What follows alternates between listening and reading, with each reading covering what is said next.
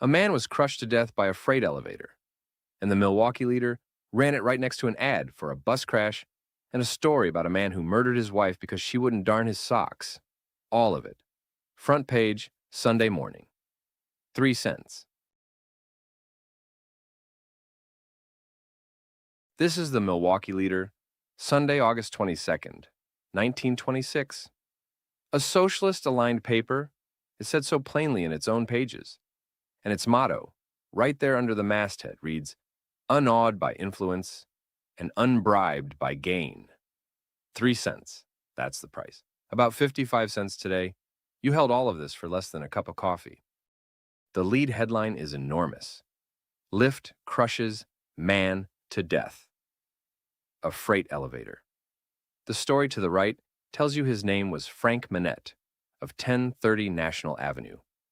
They print his address, as they did, and he was caught between the floor and the shaft.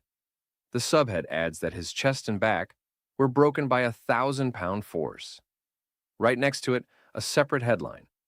Clothes hold man between floor, shaft. Same page, different man, same kind of industrial death.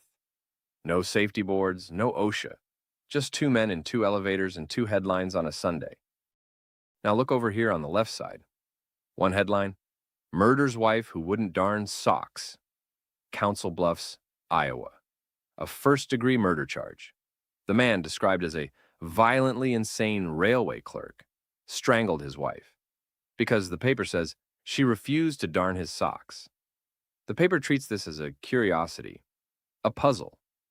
The word insane is doing a lot of work in that sentence, and 1926 is not asking any follow-up questions. And right alongside the crime and the industrial deaths, the Milwaukee Leader, remember a socialist paper, runs Booster Club urges support of socialists and unions answer plea of British miners. The British miners' strike of 1926 is a global story here.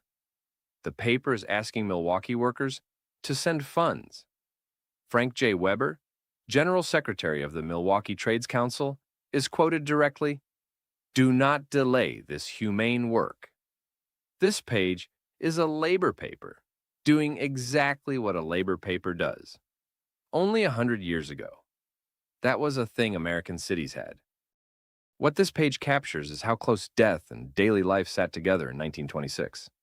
2 men crushed by elevators, a wife strangled over socks, a shipwreck, a bus crash, all on one Sunday front page, 3 cents, next to union fundraising appeals and a beauty queen. Nobody found the mix strange. That's the distance. Another front page tomorrow. If you don't want to miss it, subscribing is the move.